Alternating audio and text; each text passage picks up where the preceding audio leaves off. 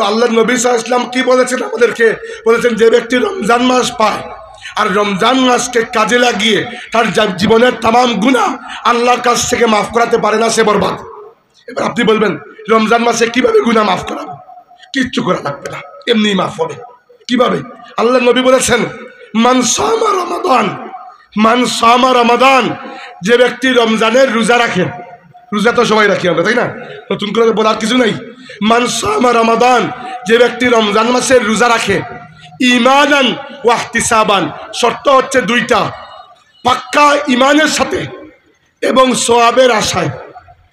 আল্লাহর প্রতি পাক্কা ঈমান আছে তো আমাদের, আখিরাতের প্রতি ঈমান আছে তো, রাসূলুল্লাহর প্রতি ঈমান আছে তো, একটা তো ক্লিয়ার। দুই নম্বরটা ইহতিসাবান, রোজা শুধু এজন্য রাখবেন না যে আল্লাহ ফরজ করেছেন, বরং এজন্য রাখবেন যে রাখলে আমার রব খুশি হবেন, এজন্য রাখবেন যে এর বিনিময়ে আমি অনেক বড় বিনিময় চাই, প্রতিদান চাই। চাই কিনা? আমরা চাই।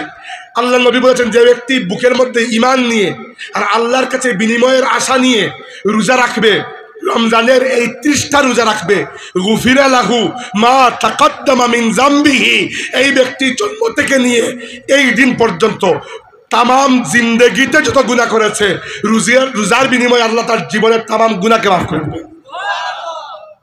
তো দেখেন, রোজা তো আমরা সবাই রাখি, শুধুমাত্র নিয়তটাকে খুবই ক্লিয়ার করতে হবে। প্রথমটা হচ্ছে আল্লাহ আমি রোজা রাখছি কারণ আমি তোমাকে বিশ্বাস করি। আল্লাহ বলেছেন আস-সাওমু লি ওয়া আনা আজজি বিহি, দুনিয়ার সমস্ত কাজের একটা বিনিময় দুনিয়াতে আছে, আখিরাতে আরেকটা আছে। শুধু রোজায় বিনিময় নাই। আস-সাওমু লি, বান্দা রোজা রাখে শুধু আমি আল্লাহর জন্য, ওয়া আনা আজজি বিহি, রোজার প্রতিদান একমাত্র আমি আল্লাহ। আল্লাহ নবী বলেছেন লিসাইমি ফারহাতানি, রোজাদার ব্যক্তির জন্য দুইটা খুশির মুহূর্ত আছে, দুইটা। ফারহাতুন ইনদাল ফিতরি, একটা হচ্ছে ইফতারের সময়। আপনি চিন্তা করে দেখেন, অন্য সময়ের অনেক ভালো খাবারের চাইতে ইফতারের সময় অনেক নরমাল খাবারও আপনার কাছে অনেক খুশির কারণ হয়ে দাঁড়ায়। আল্লাহ নবী বলেছেন রোজাদারের জন্য দুইটা খুশি, ছোট খুশি ইফতার, আর বড় খুশি ইনদা লিকাই রাব্বিহি, সে যে রোজা রাখছে এর বিনিময়ে জান্নাতে তার রব সরাসরি তাকে মুলাকাত দিয়ে দেবেন। হাদিসে এসেছে জান্নাতের বড় বড় গেটগুলোর মধ্যে একটা গেট হচ্ছে আর রাইয়ান, এই রাইয়ান গেট দিয়ে শুধুমাত্র তারা প্রবেশ করবে যারা দুনিয়াতে থাকতে রোজাদার ছিল।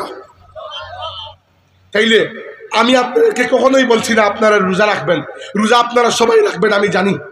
আমি আপনাদেরকে বলছি দুইটা কথা, একটা হচ্ছে রোজা রাখার সময় ঈমানের সাথে এবং সওয়াবের আশায় রোজা রাখবেন।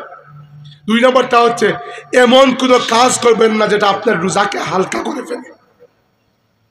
আগের যুগের অনেক নবী রাসূলের উম্মতের জন্য রোজা রাখলে আমাদের জন্য দুইটা জিনিস নিষিদ্ধ, খাওয়া দাওয়া করা আর স্ত্রী সহবাস করা। অন্য নবীদের উম্মতের জন্য কথা বলাও নিষিদ্ধ ছিল, আমাদের জন্য কথা বলাকে আল্লাহ জায়েজ করে দিয়েছেন। কথা বলাকে জায়েজ করেছেন রোজা অবস্থায়, তো আপনি কি সারাদিন বসে বসে খালি গিল্লা করবেন? এই জন্য আমার পরামর্শ আপনাদের কাছে ছোট ভাই হিসাবে, রোজা মাসে দিনের বেলা যথাসম্ভব কম কথা বলার চেষ্টা করবেন। হ্যাঁ, প্রয়োজনীয় কথা বলবেন, কিন্তু যথাসম্ভব কম কথা বলবেন।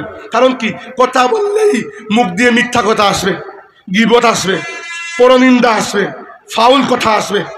আর আল্লাহর রাসূল পুরো শক্ত করে ধমক দিয়েছে আমাদেরকে। ধমক বলেছেন মাল্লাম ইয়াদা কাউলা যুরি ওয়াল আমালা বিহি ফালাইসা লিল্লাহি হাজাতুন আন ইয়াদা তাআমাহু ওয়া শারাবাহু, যে ব্যক্তি আল্লাহর জন্য রোজা অবস্থায় খারাপ কথা বলা আর খারাপ কাজ করা বাদ দিতে পারলো না, আল্লাহর কোনো গরজ নাই, সে রোজা রাখলে রাখুক, না রাখলে নাই।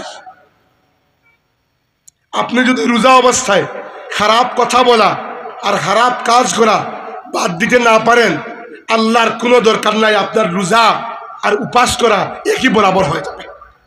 আপনি তো আর আল্লাহর সন্তুষ্টির জন্য রোজা রাখছেন, ডায়েট করার জন্য তো রাখছেন না। তো এই জন্য রোজাকে হালকা করবেন না। কি করবেন, ওই সময় বেশি করে তিলাওয়াত করবেন। মনে রাখবেন একটা কথা,